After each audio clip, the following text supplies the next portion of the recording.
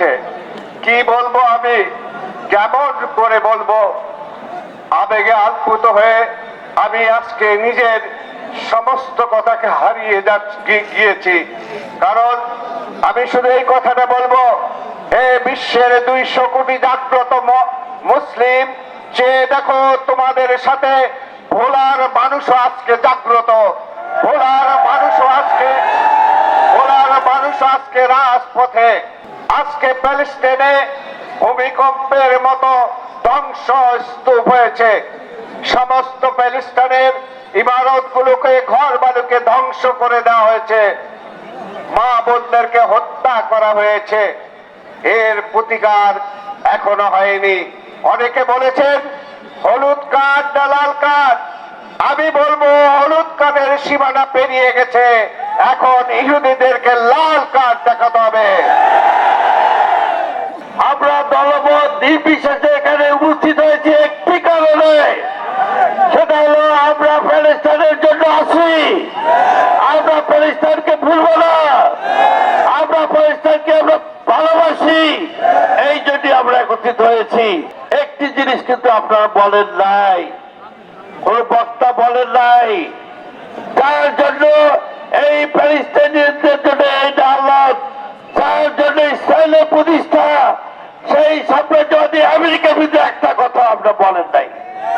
আসলে গোড়াই ছিল আমেরিকা। আজকে আমেরিকার প্রেসিডেন্ট যেই দম্ভ প্রকাশ করছেন, তাকে বলতে চাই আপনার দম্ভ পরিহার করুন, তাহলে বাংলাদেশের দিকে তাকিয়ে থাকেন, শেখ হাসিনার মতো আপনিও নির্মূল হবেন। আজকে ফিলিস্তিনি এবং গাজায় যে বর্বরচিত হামলা এবং যেভাবে মানুষকে গণহত্যা করতেছে, তারই সহমতি জানিয়ে আজকের এই একটি জনসভা অনুষ্ঠিত হয়েছে। ভাইরা আমার, আজকে বিশ্বের মুসলিম দল এক হওয়া, মুসলিম রাষ্ট্রগুলি এক হওয়া উচিত।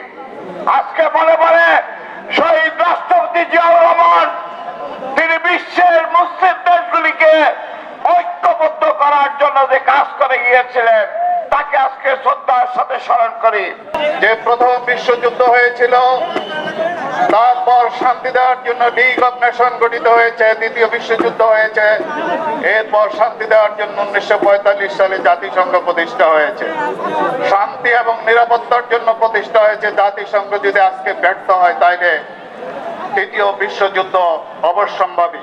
সুতরাং জাতিসংঘকে কাঙ্ক্ষিত আশা পূরণের লক্ষ্যে কার্যকরী ভূমিকা পালন করতে হবে। দ্বিতীয়ত, আমেরিকা সহ ফ্রান্স, ব্রিটেন যারা এই অবৈধ ইসরায়েলিদেরকে পুনর্বাসন করেছে, আমি তাদের উদ্দেশ্যে বলতে চাই, আজকে ফ্রান্সের হয়তোবা একটু বুদ্ধি ফিরে এসেছে। আর বাকি দেশগুলোর মানবতাবাদী জনগণকে বলতে চাই, আজকে ইসরায়েলের বিরুদ্ধে আপনারা সর্বাত্মক যুদ্ধ ঘোষণা করুন। এবং আমি বলতে চাই, আজকে আমাদের যে উপস্থিতি, এর মাধ্যমে ইসরায়েলের বিরুদ্ধে এবং জালেমের বিরুদ্ধে সর্বাত্মক জিহাদ ঘোষিত হয়েছে। এবং যতদিন পর্যন্ত এই জুলুম পৃথিবী থেকে বিচ্ছিন্ন না হয়, ততদিন পর্যন্ত আমাদের এই জিহাদ চলতে থাকবে ইনশাআল্লাহ। ফিলিস্তিন বিশ্বের ইতিহাসে এক অমানবিক ইতিহাস। এই ফিলিস্তিন আজকের ইহুদিদের পৃথিবীর বুকে কোন ভূখণ্ড ছিল না, তাদের কোন আবাসভূমি ছিল না। তারা হচ্ছে এক অভিশপ্ত জাতি। 1918 সালে এই ফিলিস্তিনের মুসলমানরা মানবিকতা এবং সম্প্রীতি দেখিয়ে তাদেরকে ভূখণ্ডের থাকার জায়গা দিয়েছিল। 1918 সালে ব্রিটিশ তাদেরকে এখানে জোরপূর্বক ভাবে বসিয়ে দেয়। 1967 সালে তারা মাত্র 6 দিনের একটি অসম্ভব যুদ্ধে এই পূর্ব জেরুজালেম সহ ফিলিস্তিন দখল করে নেয়। আজকে 57টি বছর ফিলিস্তিনের মুসলমানরা স্বাধীনতার জন্য সংগ্রাম করে। আজকের এই গণহত্যা এটা কোনো যুদ্ধ নয়, এটা একটি গণহত্যা। আজকে বিশ্ববাসী, বিশ্বের পরাশক্তিগুলো আজকে ওয়াইসি সহ সব নির্বাক চোখে তাকিয়ে আছে।